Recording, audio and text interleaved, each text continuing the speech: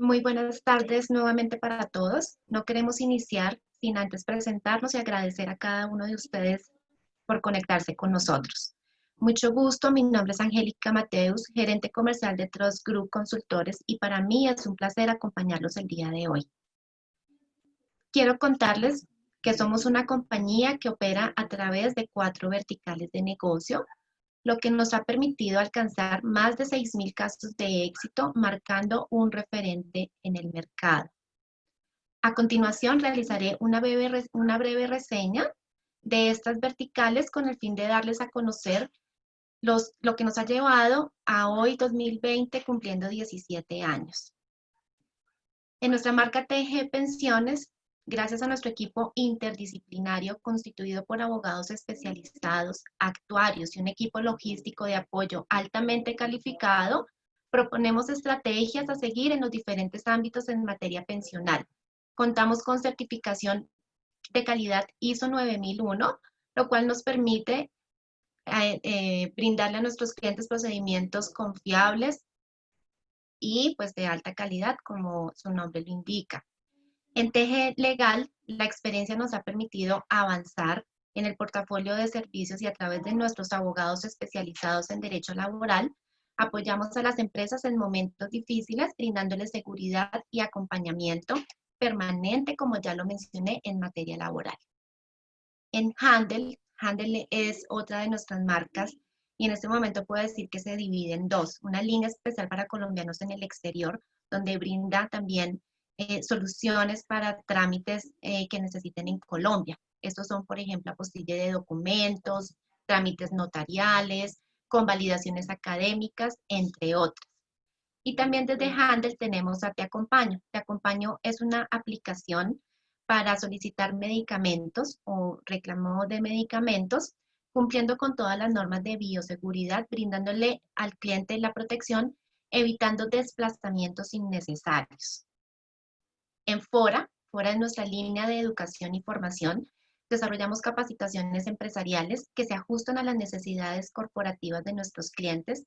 Con nuestra experiencia y la de nuestros aliados, integramos conceptualización técnica y práctica que fortalece las competencias para un buen desempeño de los equipos de trabajo. Y Club TG, nuestro plan de fidelización que ha sido creado pensando en el bienestar de nuestros clientes, en donde podrán disfrutar de distintos beneficios a través de nuestros exclusivos convenios. Muy bien, con el fin de tener un espacio dinámico, interactivo, informativo, les contamos que vamos a manejar una plataforma virtual a través de la cual ustedes podrán contestar algunas preguntas relacionadas con el tema y al mismo tiempo nuestro expositor dará la explicación correspondiente. Esta es una plataforma muy sencilla de usar. Ustedes se pueden conectar ingresando desde sus dispositivos móviles o computadores al link que figura en este momento en pantalla. Les leo, ahaslide.com/ y el código que pueden ver. Para este caso es 35 A mayúscula, C mayúscula, 3.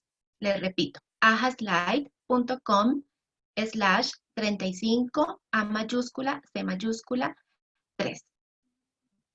No deben descargar nada en sus dispositivos, simplemente ingresan a su navegador, ingresan este link y ya les dará el acceso correspondiente. Daremos espera para que puedan ingresar. Les recuerdo que no deben descargar nada. Es una aplicación supremamente fácil de manejar. Y mientras tanto les voy contando que de todas formas también quería comentarles que en la parte superior de sus pantallas, en el momento en que nuestro conferencista les informe que va a utilizar la herramienta, va a figurar el link, posiblemente para las personas que puedan ingresar después o para quienes pierdan la conexión en ese momento. Por otro lado, les comento que Zoom, en la parte inferior de sus pantallas encontrarán un botón para realizar sus preguntas, las cuales estaremos resolviendo a medida que avanza la conferencia. También encontrarán un botón de levantar la mano y este lo podrán usar al finalizar la charla para resolver algunas inquietudes en vivo. Si por alguna razón no alcanzamos a responder todas sus preguntas, Los invitamos a dejar sus datos y nuestros consultores expertos se estarán comunicando con ustedes. De todas formas, también los invitamos a que se comuniquen con nosotros a nuestras líneas que al finalizar la charla pues podrán encontrar. Todos los micrófonos y cámaras estarán deshabilitados durante la charla para que no se presenten inconvenientes de comunicación y una vez pasemos a la ronda de preguntas, se indicará a la persona que realiza la pregunta y nosotros activaremos el micrófono. Muy bien.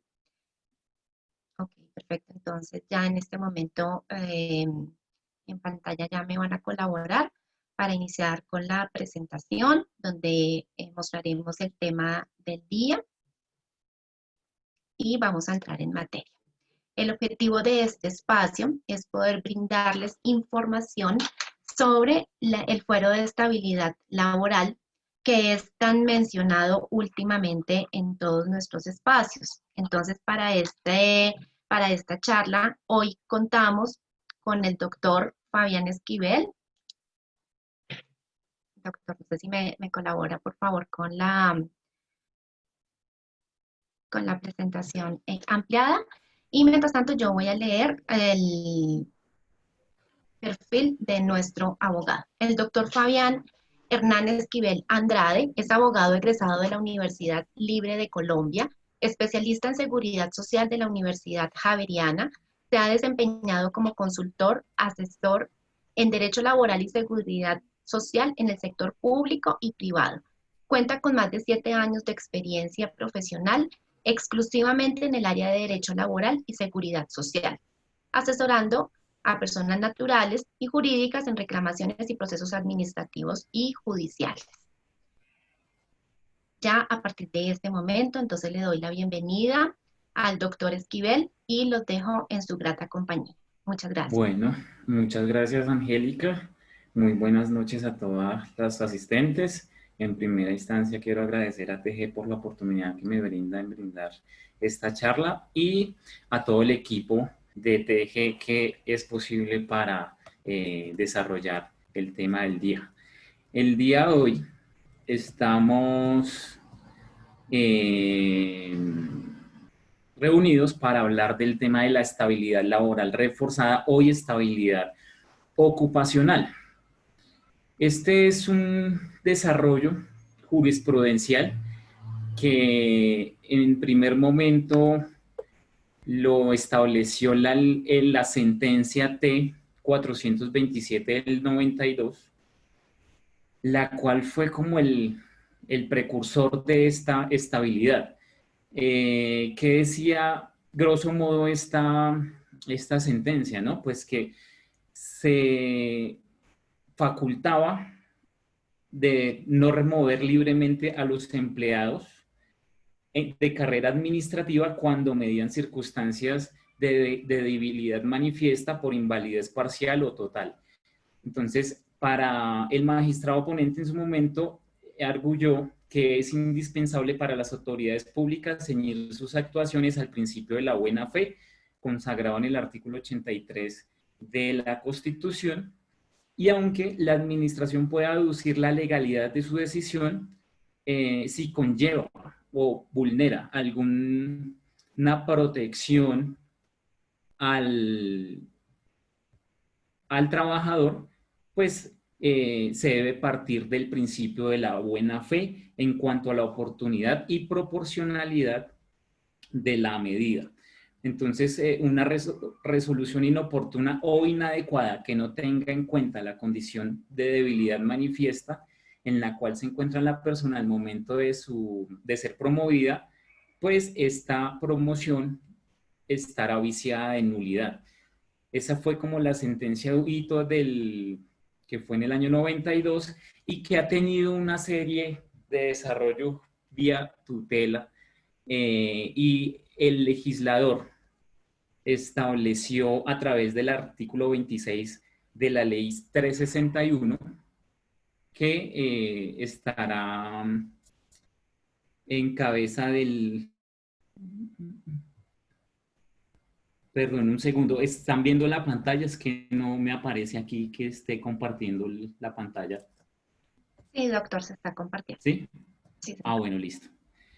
Entonces, dado este desarrollo jurisprudencial y legal, actualmente ya no hablamos de estabilidad laboral reforzada, sino de estabilidad ocupacional reforzada, la cual es un derecho que tiene todo trabajador de no estar de no ser despedido en razón de una situación de vulnerabilidad, ¿sí?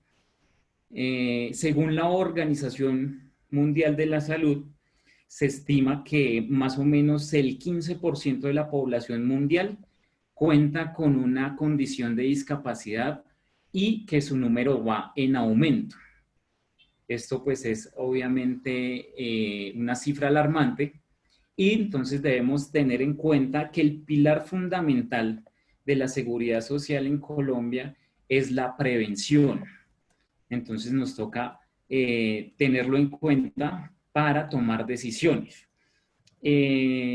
Obviamente que aquí hay un marco normativo, el cual es el artículo 13 que establece la igualdad, el artículo 53 y 54 que son los que establecen el derecho a la salud y a no ser discriminados, y el artículo 26 de la ley 361 o ley Klopatowski de 1997 ya estableció que en ningún caso la limitación de una persona podrá ser motivo para obstaculizar una vinculación laboral, a menos que dicha limitación sea claramente demostrada como incompatible e insuperable en el cargo que va a desempeñar.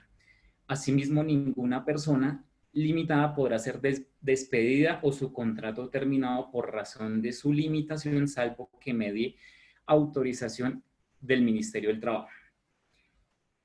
Este artículo 26, pues, estableció pues, que ninguna persona con limitación física podía ser desvinculada, salvo que medie autorización del Ministerio del Trabajo. Esto lo vamos a desarrollar más adelante porque es un punto que ha dado para mucho desarrollo jurisprudencial y hasta para un choque de trenes frente a la postura de la Corte Suprema de Justicia y la Corte Constitucional.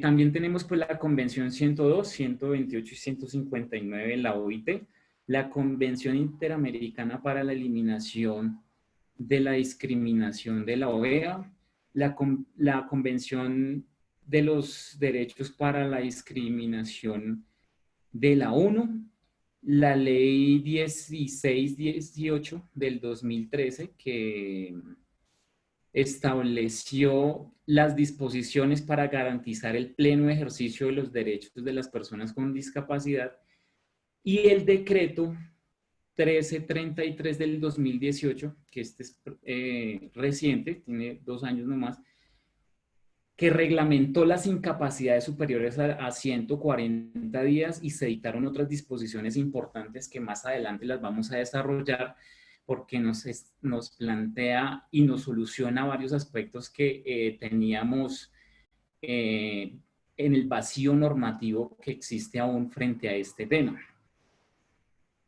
Ha tenido un desarrollo jurisprudencial importante, pues la sentencia C531 del 2000 estableció la constitucionalidad del artículo 26. La sentencia C425 permitió la calificación con diferente origen patológico que fuera unida, entonces ahí hay un avance importante. Y la sentencia SU 049 del 2017 y SU 040 del 2018, que prácticamente cambió el concepto de estabilidad laboral reforzada y estableció, digamos, el concepto de estabilidad ocupacional reforzada.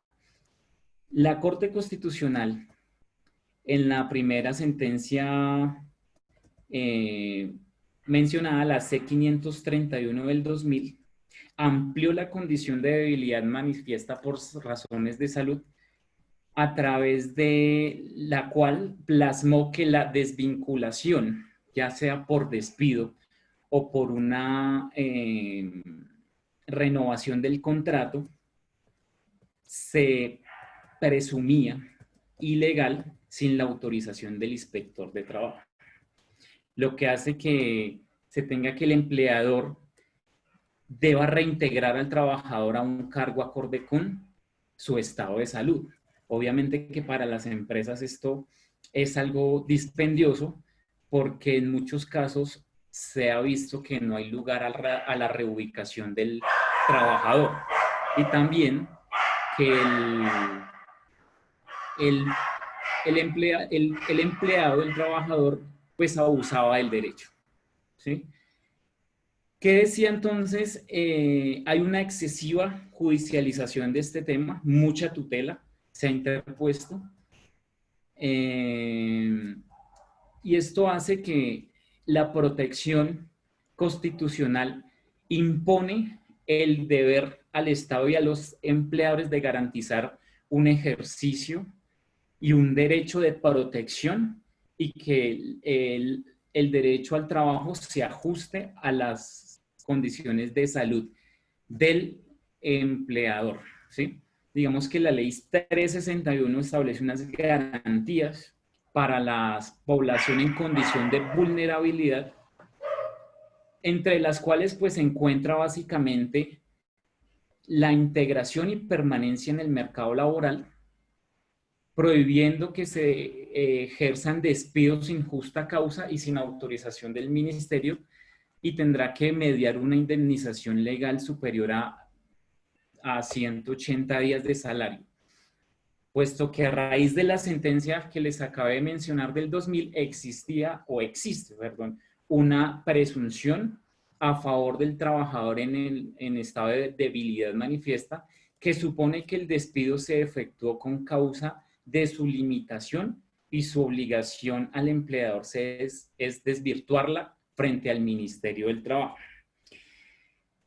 Esto no ha sido fácil porque la Corte Suprema de Justicia, en reiteradas posiciones desde el año 97 hasta el año 2018, tenía una postura muy rigurosa y muy, digamos, muy extrema, en parte porque estableció que la protección que trajo la ley 361 del 97 se otorga a personas con limitaciones severas y profundas, es decir, que sean superiores al 25%, y no a quienes no alcancen dicho grado de disminución.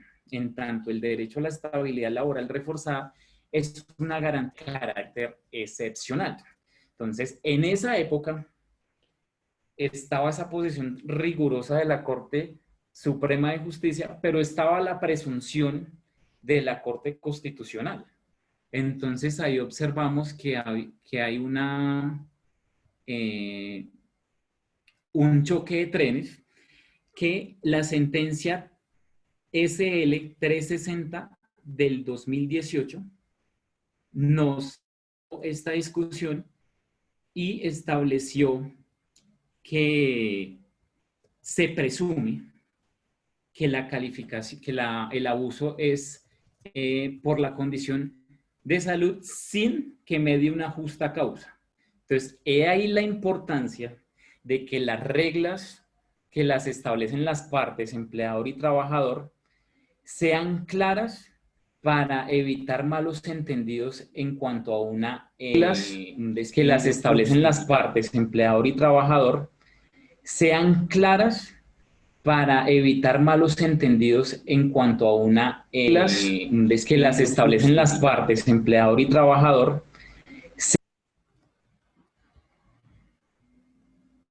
Esperen un segundito porque escuché un retorno. ¿Se escucha bien? ¿Me pueden confirmar si es tan amable? Sí, señor, te escuchamos bien. Ah, listo, muchas gracias. Entonces, pues la Corte Constitucional ha sido más proteccionista en este tema y pues lo que hacía era que no sea necesario que se tenga una discapacidad declarada o una calificación de pérdida de capacidad laboral, sino que dicha garantía es aplicable para las relaciones originadas en contratos hasta de prestación de servicio, y que el punto a tener en cuenta es que la condición de salud se vea afectada en su productividad. Aquí vamos a hacer un énfasis en el fuero de salud, pero como observamos en esta diapositiva, también hay varios fueros. Está el fuero de maternidad, que básicamente las partes lo tienen claro, tanto empleadores como trabajadores. Está el fuero de la pareja de la mujer que está embarazada y que no tenga un trabajo, dependa económicamente del cónyuge, y esto lo estableció recientemente la Corte Constitucional en sentencia C005 del 2017. ¿Sí? Entonces aquí estableció que la prohibición de despido o exigencia del permiso para llevar a cabo es extendida al trabajador del cónyuge o compañero permanente en periodo de embarazo o lactancia beneficiaria del trabajador, como lo mencionó esta corte. Esta es una protección tendiente a prohibir que el compañero o el cónyuge inmerso en esa relación de trabajo durante el periodo mencionado pueda ser despedido. Entonces, esta protección es aplicable siempre que la mujer gestante o lactante tenga una condición de beneficiaria de su pareja en el sistema de seguridad social integral, y esto pues obviamente no incluye la que la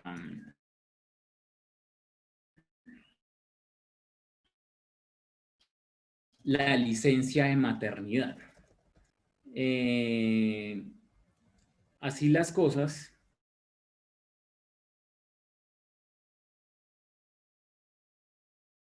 más claros, también existe pues el fuero del sindical, el fuero del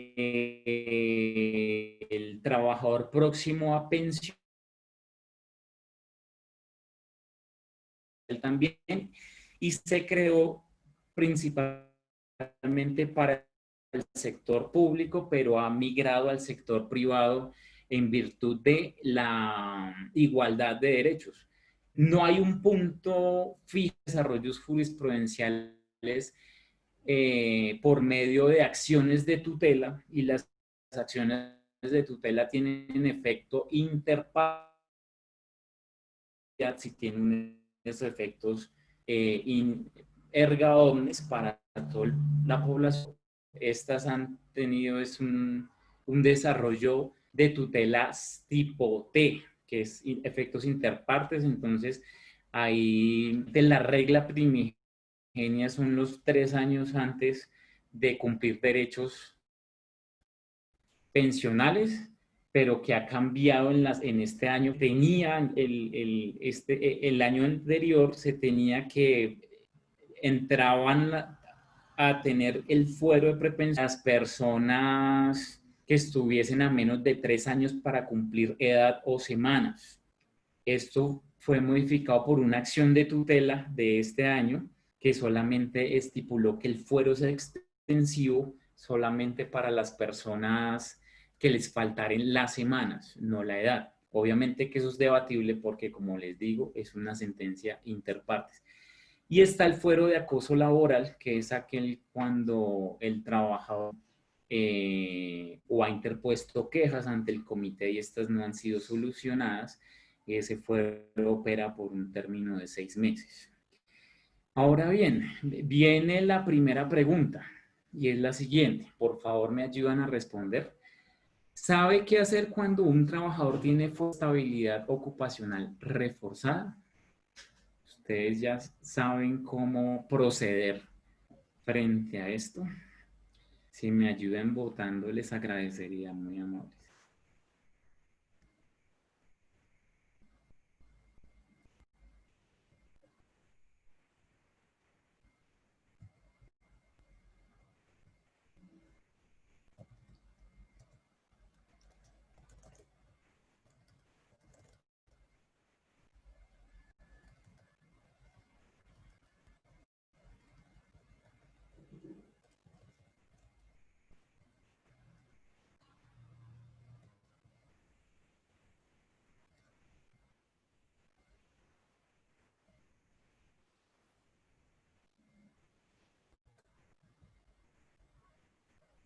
Vamos a dar un minutico más y seguimos.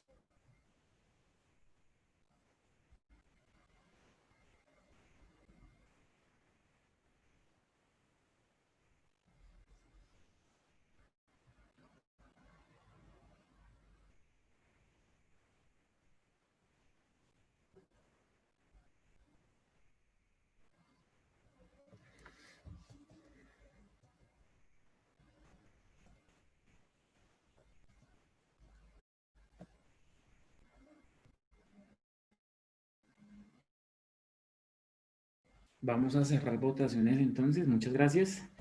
Entonces, el 80% contestó que no, el 20% contestó que sí. Bueno, vamos a aclarar este punto porque es un punto de día a día que se presentan en las organizaciones y que hay mucha dificultad al momento de tener unas personas con fuero de salud, ¿sí?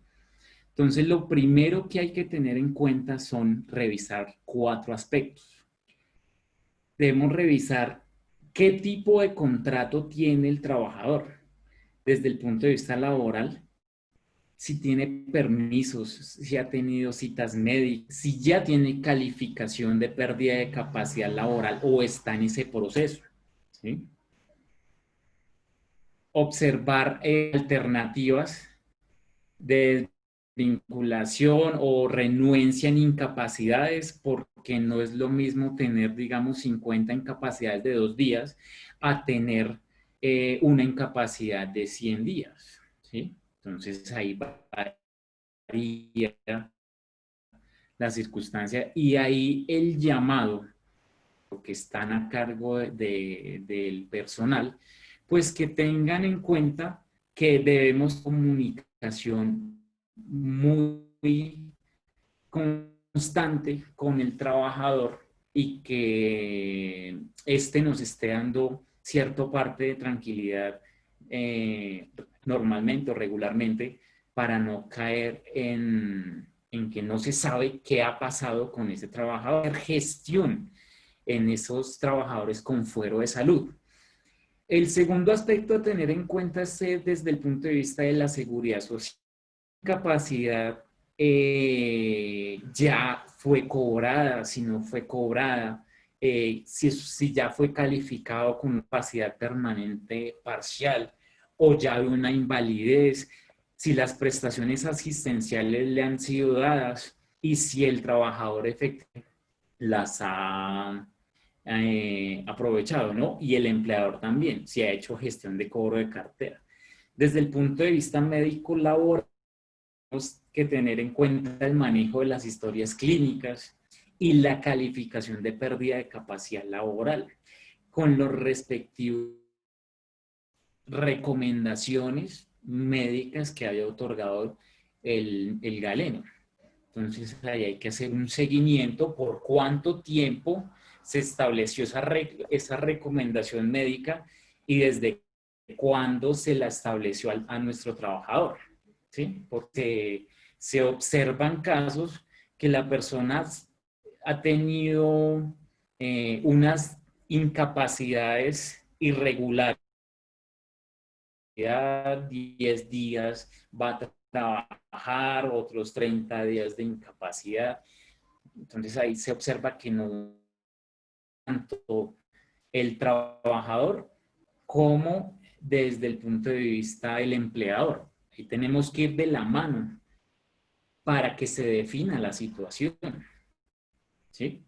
Y el otro punto a tener en cuenta es desde el punto de vista litigioso. Entonces, un tipo de acción de tutela, algún reintegro, si hay un proceso judicial en curso o alguna nativa. Ahí hay que tener mucho cuidado porque lo primero que va a solicitar es documentación que se le haga al trabajador desde el punto de vista de seguridad y salud en el trabajo, qué se ha hecho de gestión frente a ese frente a las recomendaciones o a las patologías que tiene, y también pues se hace necesario tener toda la documentación actualizada desde el reglamento interno de trabajo hasta los procedimientos y programas que manejan el sistema de gestión integrado.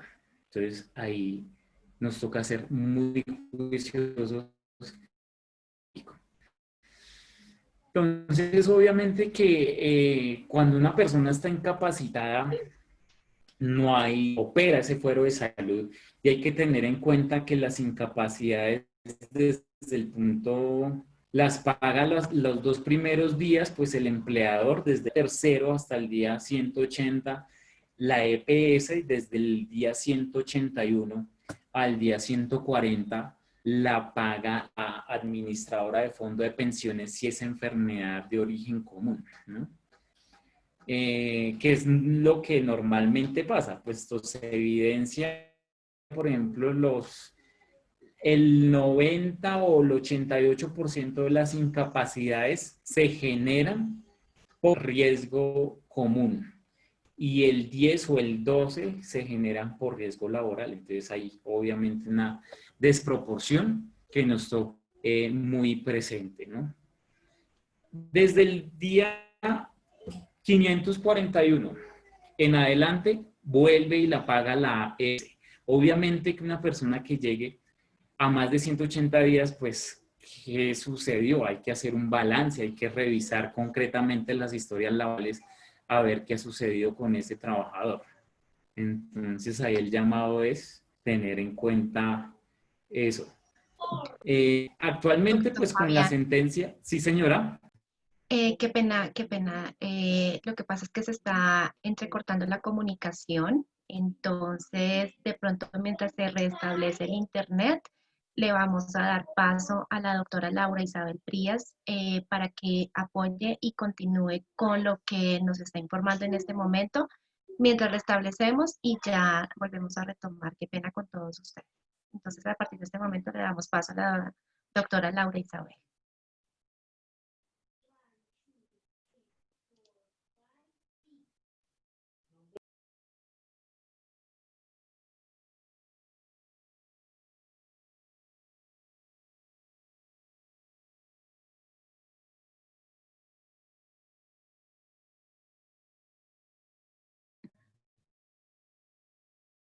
Muy buenas tardes a todos. No sé si ahí me están escuchando.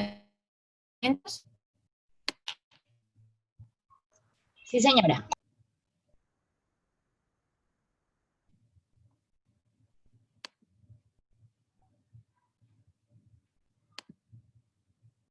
Muy buenas tardes a todos. ¿Me pueden confirmar, por favor, si me escuchan en estos momentos? Sí, doctora, te escuchamos. Listo, bueno, dándoles a todos pues un cordial y fraternal saludo. Me presento, mi nombre es Laura Isabel Prías Mota, yo soy abogada de la firma Teje Consultores. Entonces, en esta ocasión pues me va a permitir continuar con el apoyo al doctor Fabián Esquivel. Entonces, retomamos, si quieres, hacemos como un pequeño repaso muy conciso de lo que hemos estado hablando. Entonces, sobre el proceso de calificación de la pérdida de la capacidad laboral o ocupacional, como nos venía explicando el doctor Fabián, este mismo se va a desprender primero, en gran medida, de unas incapacidades que superen por regla general 180 días. ¿Qué quiere decir esto? Superados 120 días, nuestro médico tratante va a emitir un concepto de salud que puede ser favorable o desfavorable. En caso tal de que nuestro médico tratante nos emita un concepto desfavorable de salud, vamos a pasar a hacer un trámite de calificación de pérdida de la capacidad laboral. Si por el contrario nuestro concepto de salud que va a emitir nuestro médico tratante, por el contrario, es favorable, lo que va a proceder por parte de nosotros como empleadores va a ser justamente a una reubicación del trabajador conforme todas aquellas restricciones que nos haya dado nuestro médico tratante o medicina laboral sobre todo. Superado entonces estas condiciones, en caso de que hayamos tenido un concepto de salud desfavorable, vamos a proceder, como les dije, con la calificación de la pérdida de la capacidad laboral o calificación de nuestro estado de invalidez. ¿Qué es el estado de invalidez? El estado de invalidez lo va a alcanzar una persona para que pueda pensionarse con un porcentaje superior al 50%. Y para una persona que pueda acceder a algún tipo de subsidio por discapacidad o mantener esta estabilidad laboral reforzada, como lo dijo el doctor Fabián Esquivel en su momento, pues vamos a estar hablando de un porcentaje superior al 25% para que ese estado de discapacidad nos mantenga esa estabilidad laboral reforzada. Subsiguiente a esto, superado el 50% de pérdida de la capacidad laboral, tenemos entonces que la persona puede tener cumplido uno de los requisitos para acceder a la pensión de invalidez, que básicamente se traduce en haber adquirido el 50% de calificación de pérdida laboral superior o igual y haber cumplido con las cotizaciones al Sistema General de Pensiones, que se estiman en 50 semanas de cotización como mínimo dentro de los últimos 3 años de cotización, 3 años contados a partir desde la fecha de estructuración de nuestro estado de invalidez, que es básicamente la fecha de estructuración. La fecha de estructuración viene siendo básicamente la fecha en la cual un médico tratante establece que empezó a degradarse nuestra calidad, nuestra salud, y es lo que hace que impida justamente que nosotros continuemos con esa fuerza y esa capacidad laboral y por ende no podamos continuar subsistiendo mutuo propio con los ingresos, por lo cual entra el sistema de seguridad social a apoyarnos. Eso es en el tema del reconocimiento de la pensión de invalidez. ¿Puedes, por favor, colaborarme con la siguiente? ¿Quiénes califican la pérdida de la capacidad laboral? En primera medida, la pérdida de la capacidad laboral va a estar a cargo de las entidades que administran el sistema de seguridad social, que para nuestro caso particular son las administradoras de pensiones, las EPS, inclusive las ARL. Recordemos, para el caso de las administradoras de pensiones y las ARL, entonces las administradoras de pensiones van a hacerse cargo una vez se superen los 180 días de incapacidad y se estime que la enfermedad fue de origen común. ¿Listo? Cuando esto sucede, son las administradoras de pensiones y la EPS las competentes para calificar el porcentaje de pérdida de capacidad laboral que estima el grado de invalidez, la fecha de estructuración que nos dice desde cuándo nosotros estamos inválidos o incapacitados para continuar nuestras labores, y la EPS que vendría a calificar en primera medida el origen, sin que esto lo pueda venir cambiando posteriormente o una junta regional o la misma AFP o administradora de pensiones. Las ARL van a hacer ambas funciones que hacen las otras dos entidades. Es decir, van a cumplir la labor de EPS y van a cumplir la labor de administradora de pensiones cuando el origen del accidente o la enfermedad sea laboral, caso en el cual entraría en competencia nuestras ARL. Subsiguiente a esto, si no estamos de acuerdo con nuestra calificación, o inclusive en casos muy particulares y concretos, podemos asistir directamente a las juntas regionales de calificación de invalidez para que justamente nos emitan ese dictamen de pérdida de la capacidad laboral. Como pues todo tiene una segunda instancia, inclusive en este caso casi que podemos hacer revisar nuestro caso por 3 entidades distintas, ese dictamen que emite la Junta Regional de Calificación de Invalidez puede ser revisado nuevamente a través de un recurso de apelación por la Junta Nacional de Calificación de Invalidez. En este caso particular y concreto, una vez la Junta Nacional de Calificación emitan ese dictamen, va a ser el que dé cierre a esta vía administrativa, por lo cual en caso de que continuemos con alguna inconformidad frente al dictamen, debemos hacer uso ya de los medios judiciales para justamente poder corregir o revisar nuestro caso para la pérdida de la capacidad laboral. ¿Ante quién? El juez que sea competente en nuestra materia, que es principalmente el juez ordinario laboral, a través de una demanda ordinaria. ¿Listo? En este punto se volverá a revisar el caso nuevamente, ya con el peritaje que el juez o las partes lleven a exposición. Estos básicamente son las entidades que actualmente están calificadas para poder emitirnos un dictamen de pérdida de la capacidad laboral. Por favor, ¿me pueden colaborar con la siguiente? Bueno, acá tenemos una pequeña pregunta. Entonces, les recuerdo para unirse, por favor, ingresar al link que aparece en pantalla a hashlive.com /35ac3. Les leo la pregunta. ¿Conoce los casos de abuso del derecho y qué hacer si llegaren a suceder? La respuesta es sí o no. Esto es básicamente una pregunta interactiva para conocer qué tanto tienen ustedes de manejo en el tema, para que por favor nos colaboren entonces con sus respuestas. Recuerden que el link se encuentra en la pantalla para que puedan ingresar. Es una aplicación muy sencilla, no necesitan descargarla ni nada. Básicamente es ingresar al link que aparece en pantalla.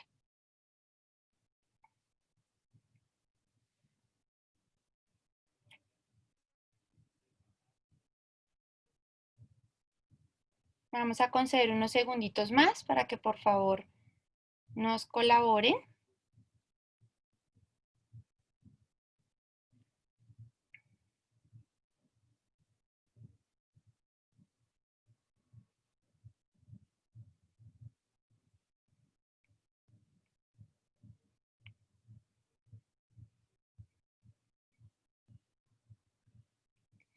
Listo, si les parece, mostramos entonces los resultados. Oh, muy bien, la mayoría de personas no tiene conocimiento. En realidad, esto es algo muy reciente, algo muy nuevo que se ha venido desarrollando prácticamente desde unos decretos emitidos en el 2011 y ahora último con el decreto del 2018 que entró a regular todo este tema de abuso del derecho.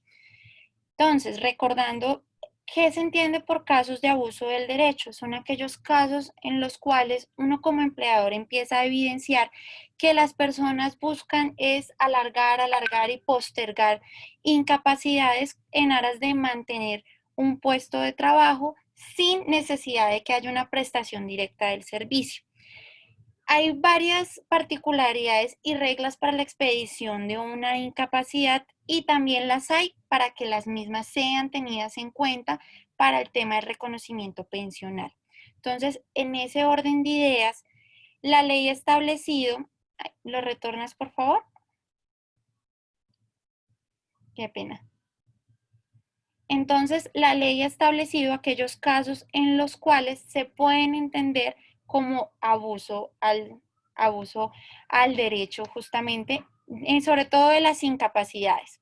Entonces, en ese orden de ideas, tenemos cuando se establezca por parte de la EPS que el cotizante no ha seguido el tratamiento y las terapias que se le ha impartido por parte de su médico tratante. Cuando el cotizante no asista a los exámenes o las valoraciones, como quiera que pues se desprende de una omisión de un deber que le otorga el sistema de seguridad social a aquellas personas que se encuentran vinculadas al sistema de salud.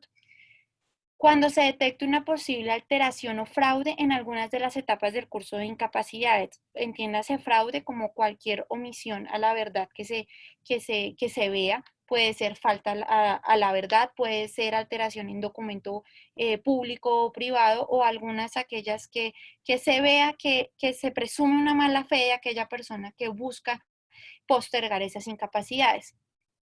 También tenemos la comisión de conductas o actos presuntamente contrarios a la ley, por supuesto aquellos que estén relacionados con delitos a la salud o al sistema de seguridad social en salud. Cuando se detecte un fraude para lograr alguna certificación de incapacidad, esto básicamente tiene que ver con lo que les venía mencionando, alguna alteración, algún documento público o privado que certifique algún tipo de incapacidad. Cuando se busque un doble cobro de incapacidad y cuando se efectúen cobros al sistema de seguridad social con documentos falsos. Creo que las que más se ven o se conocen, digamos que en el ámbito o en la materia laboral, es cuando se tratan de personas que, demostrando por supuesto su mala fe, buscan sin tener una enfermedad o una sintomatología predeterminada continuar extendiendo esas incapacidades pues, por mucho tiempo. En estos casos particulares y concretos, es bueno que sepan que cuando ustedes vean ese tipo de actuar, en donde se puede evidenciar que la persona está actuando de mala fe, pues esto tiene una revisión por la EPS, es decir, nosotros como empleadores debemos poner al tanto del indicio que nosotros tenemos de ese actuar de la persona. Inclusive, tan es así, uno puede pedir la intervención de la fiscalía para que se pruebe, pues, si se obró de mala fe o si se está cometiendo algún tipo de delito, caso en el cual, pues, por supuesto, la persona primero va a tener una justa causa de despido y segundo, también va a, pues, uno como empleador, e inclusive el sistema de seguridad social, pues, va a poder hacer uso de eso para justamente el tema del recobro de las incapacidades o lo que hemos reconocido monetariamente al trabajador. Eso, a grosso modo, es el tema pues, de abuso del derecho. ¿Puedes colaborar con la siguiente, por favor? Entonces, como veníamos hablando, superado el tema de las incapacidades y superado el tema de nuestro dictamen de calificación de pérdida de la capacidad laboral, si yo cumplo con el requisito de contar con una pérdida de la capacidad laboral igual o superior al 50% y contar con las cotizaciones que estima la ley, que actualmente están en 50 semanas como mínimos, cotizados en los 3 años anteriores a la fecha de estructuración de la invalidez. Como les comentaba, la fecha de estructuración de la invalidez es el momento en el cual un médico determina que yo ya no cuento con la capacidad para seguir laborando. Contado desde ese momento hacia atrás 3 años, si se cotizaron al menos 50 semanas, tendré derecho a la pensión de invalidez. Si por el contrario no alcancé con las cotizaciones establecidas por la ley, es decir, estas 50 semanas, dentro de los 3 años anteriores, voy a tener derecho a una indemnización sustitutiva por invalidez o, en el caso de fondos privados, a una devolución de saldos. Si nos encontramos vinculados a una ARL y nos han calificado con un porcentaje inferior al 50%, vamos a tener derecho entonces a una indemnización por esa pérdida de la capacidad laboral dependiendo del porcentaje. Sí, pues en este caso particular y concreto, es decir, si tenemos un accidente o una enfermedad laboral que nos genere una pérdida de la capacidad laboral superior al 50%, igual o superior al 50%, pues en este caso tendríamos de una vez con el dictamen derecho a la pensión de invalidez. ¿Me puedes colaborar con la siguiente, por favor?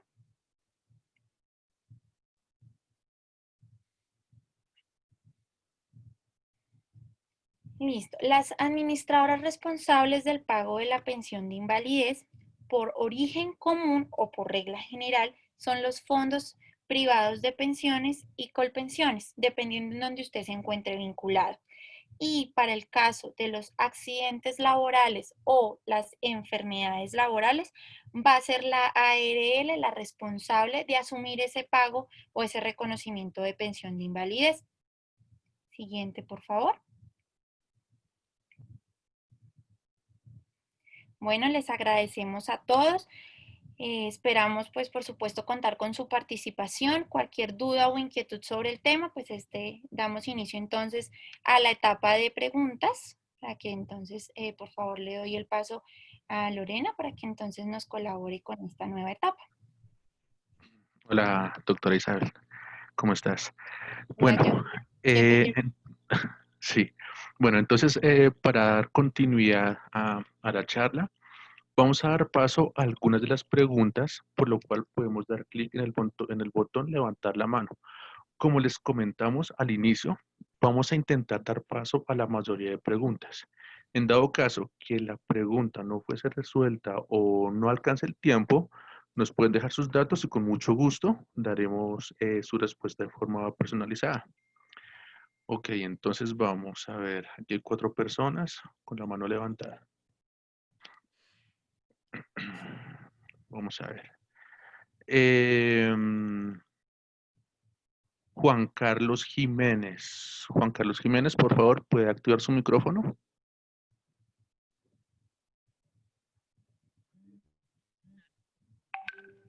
Don Juan Carlos.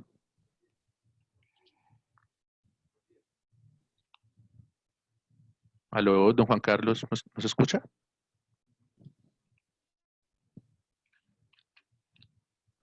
Bueno, vamos a darle paso entonces a la señora Carolina Pérez. Por favor, señora Carolina, ¿puede activar su micrófono? Aló, Aló, muy buenas noches. sí, ¿cómo está, doña Carolina? Por favor, indíquenos Muy su bien. pregunta para la doctora Laura Isabel Prías. Bueno, muy buenas noches, doctora Laura. Mi pregunta es muy puntual. Cuando, más que todo, como ampliar un poquito en cuanto al fuero pensional de los prepensionados. Cuando los prepensionados cumplen ya su tiempo de semanas cotizadas, pero no han cumplido la edad, pues si se encuentran laborando, ¿qué pasa con estas personas? ¿Se les puede dar por terminado o simplemente quedan en estabilidad laboral reforzada? Eso depende de la edad que tenga la persona. Entonces recordemos, actualmente los requisitos para acceder a una pensión de vejez para los hombres es alcanzar la edad de 62 años y para las mujeres la edad de 57 años. Lo que quiere decir básicamente es que si el fuero de prepensionados va a estar vigente mientras que la persona se encuentre dentro de los 3 años anteriores a alcanzar justamente ese requisito de la edad. Si la persona está por fuera de los 3 años, pues podrían darse, no estaría vigente el fuero de prepensionados. De lo contrario, pues la recomendación es que se mantenga el fuero hasta que la persona alcance la edad. Así cuente con las semanas para acceder a la pensión, pues como quiera que actualmente se requieren es el cumplimiento de los dos requisitos simultáneamente para poder acceder a la prestación. Perfecto, muchas gracias. Con mucho gusto, Carolina. Listo, señora Carolina, muchísimas gracias por su participación. Gracias a usted. Bueno, ahora vamos a darle paso a... Bueno, nuevamente, señor Juan Carlos Jiménez, si nos escucha, por favor, puede activar su micrófono y manifestarnos su pregunta.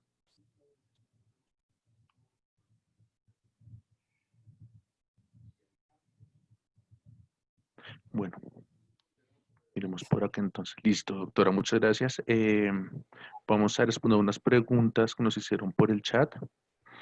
Nos pregunta la señora Ari Rodríguez. ¿Qué norma o jurisprudencia regula el abuso de derecho por parte del empleado relacionado con las incapacidades por salud? Regálame, eso está dentro de las diapositivas, John, en el marco normativo. No sé si me pueden colaborar de pronto en pantalla para retornar las diapositivas.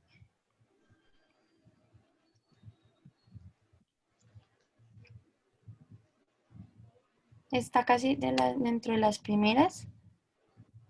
Acá. Las normas que entran a regular el tema del abuso del derecho están condicionadas los primeros rasgos en la Ley 1618 del 2013 y más a fondo el Decreto 1333 del 2018. ¿Listo? Este decreto fue el que empezó a llenar vacíos, sobre todo en temas de reconocimiento de incapacidades y en temas como, pues sobre todo las incapacidades superiores a los 500 días y justamente en temas de abuso al derecho. Ahí está en pantalla, ese es el marco normativo también por si quieren tomarle pantallazo a las disposiciones que por regla general también están regulando en la materia. ¿Listo? Listo, doctora, muchísimas gracias. Como les informamos en un principio, si tienen preguntas, pueden levantar la mano. Desde este lado les activamos micrófono para que puedan darnos a conocer sus inquietudes. Mientras tanto, doctora, te voy a leer una pregunta que ya fue resuelta en el chat, pero quizás le sea útil para las demás personas. Dice, ¿cómo se maneja en los casos de trabajadores con estabilidad reforzada cuando éste tiene contrato por obra o labor y la constructora no tiene más obras por ejecutar? Por regla general, John y pues la persona que realizó la pregunta, se dan por terminados los contratos, sea por obra o labor que esté sujeto a la ejecución de la misma, o sea por un término fijo pactado. La regla general es que se da por culminado el contrato, siempre y cuando, sí, como recomendación, esta es la regla general, como empleadores debemos tener el material probatorio que soporte que esa obra por la cual fue contratado el trabajador culminó y por lo cual pues no puede dar continuación al contrato. Recomendación pues muy particular y concreta: las mujeres que se encuentran en estado de embarazo o que cuenten con un fuero de maternidad sean más cuidadosos con ese tipo de población, porque si bien no por regla general, no por la interpretación de la norma o por lo que la Corte Suprema de Justicia Sala Laboral haya dicho, sino por materia constitucional, vía acciones de tutela, se han amparado pues el tema de la protección tanto a la mujer que se encuentra en ese estado de embarazo como al menor que viene en camino, pues una extensión de ese fuero de estabilidad laboral reforzada. Entonces va a depender del ojo o el juez que vaya a dirimir el caso. Entonces, siempre recomendación tener pues un material probatorio suficiente para que se demuestre que la causal que dio origen a la terminación del contrato, pues es la que es legal y está justificada en la norma y justamente amparando sobre todo pues los derechos fundamentales. Listo, creo que con eso amplío un poquito más la respuesta que ya habíamos otorgado anteriormente. Claro que sí, doctora. Muchísimas gracias. Don Juan Carlos Jiménez. Buenas noches. Buenas noches. ¿Cómo está? Por favor, infórmanos su pregunta. Eh, yo tengo 1500 semanas. Eh, tengo tres enfermedades, tres comorbilidades que me están afectando. Se me venció el contrato del trabajo y no me lo renuevan. ¿Accedo al fuero prepensional? Tiene 1500 semanas, ¿sí? Me dijo. Sí, 1500, sí, señorita. ¿Qué edad cuenta? Tengo 57. 57. No, don Juan Carlos, no nos alcanza. Tiene que ser dentro de los 3 años anteriores al cumplimiento de la edad. ¿Tiene alguna incapacidad vigente o alguna No, calificación? en el mes de febrero me iban a calificar, pero por la situación de la pandemia no tuve calificación. Y el contrato se me venció en el mes de julio, y no me lo renovaron. No, don Juan Carlos, ahí habría culminado hubiera tenido fuero si hubiera tenido una incapacidad vigente o hubiera contado con una calificación. Igual adelante el trámite de la calificación de pérdida de la capacidad laboral y el origen para que, pues en ese orden de ideas, al menos adelante el reconocimiento sea por la pensión de invalidez y ya más adelante si lo considera pertinente acceder a la de vejez. ¿Listo? Pero ya en este caso la empresa no me cubre ni el seguro, no me cubre nada. No, Me señor, ¿qué tocaría tipo de contrato tenía? tenía un contrato a 6 meses. Yo trabajé 22 años con la empresa, pero el último contrato fue a 6 meses y ya se me venció. No, don Carlos, si no cuenta ni con una incapacidad ni con un dictamen que le declare esa condición de invalidez o está dentro de los últimos 3 años para la pensión de vejez, es decir, del rango de los 59 a los 62 años, no le aplica ningún fuero. Y si la terminación del contrato o sea, si su contrato era término fijo y se está dando por culminado, pues dado el cumplimiento de ese plazo fijo pactado, Sí, pues se sí, en culmina ese, el en contrato, ese, sería se- sí, en ese sentido le puedo decir que la empresa me cumplió con todo. Con todos los contratos, todas las liquidaciones, todas las prestaciones, todo me lo pagó. Sino que, pues, debido a la situación, no se ha podido reactivar la empresa y los contratos hasta ahora no, dicen que no lo van a renovar hasta tanto la situación no mejore. La preocupación mía es por la seguridad social, ¿sí? Que no hay cómo pagarla. Entonces, pero ¿lo tiene terminado o lo tiene suspendido? no, ya el contrato se terminó. Ya el Si contrato gusta, terminó.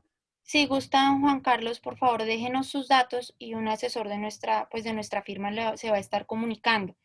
Sí, Considera señorita. que son preguntas muy particulares y concretas. Yo le resolví pues lo Sí. que en la charla hemos venido desarrollando, que es el tema de la estabilidad laboral reforzada.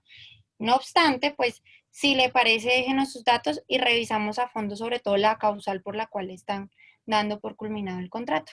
¿Listo? Sí, sí. Muy, muy buena la apreciación de la charla. La felicito. Bueno, Bueno, pues Carlos, muchísimas mucho gusto. gracias por su participación. Vamos a dar paso a la última pregunta. Carolina Pérez. Carolina Pérez, ¿puede por favor activar su micrófono y nos informa su pregunta? ¿Aló? ¿Sí me escuchan? Sí, señora. Bueno, muy buenas tardes, nuevamente yo. Bueno, mi pregunta puntual es, si un empleado que tuvo un accidente, digamos, laboral, eh, pero ya le dieron de alta desde medicina laboral y tiene contrato a término fijo, se le termina el contrato, o sea, se le puede dar por terminado el contrato tranquilamente o habrá necesariamente que pedir permiso al ministerio. Depende de la causal que se esté invocando. ¿Cuál es la de plazo fijo pactada? Plazo fijo pactado, sí, señora. Se puede dar por culminado el contrato, no obstante, lo mismo que les mencioné hace un momento, Con el aviso previo. tengan el aviso previo y documentense pues los documentos que respalden la decisión que están tomando por si se llegare a presentar alguna acción judicial, porque no está de más, pero estaría legal. Ah, Entonces, bueno, perfecto. Mil gracias. bueno, con gusto, Carolina. Muy bien, muy chévere la intervención, muy chévere la capacitación, de verdad que me gustó mucho. Muchas felicitaciones. Gracias, Carolina. Te invitamos entonces a estar atenta a las siguientes charlas. Por supuesto, cordialmente invitados todos. Muchas gracias. Con gusto. Listo. Muchísimas gracias por sus preguntas. Antes de finalizar, queremos agradecer a la doctora Laura Isabel Prías y al doctor Fabián Esquivel por compartir sus conocimientos con nosotros. Vamos a dar paso a un video antes de dar el cierre final, por favor. De antemano les recordamos nuestra línea de atención en Bogotá, Cali, Medellín, Barranquilla y nuestro número de WhatsApp. También les queremos recordar nuestras redes sociales, Facebook, Instagram, Twitter, LinkedIn y YouTube, en donde pueden estar enterados sobre nuestras actualizaciones en temas personales muy útiles para poder estar enterados de la normatividad actual. Bueno, agradecemos nos califiquen aquí una pequeña encuesta sobre la charla y también agradecemos muy encarecidamente su participación y pues agradecemos nos califiquen esta videoconferencia.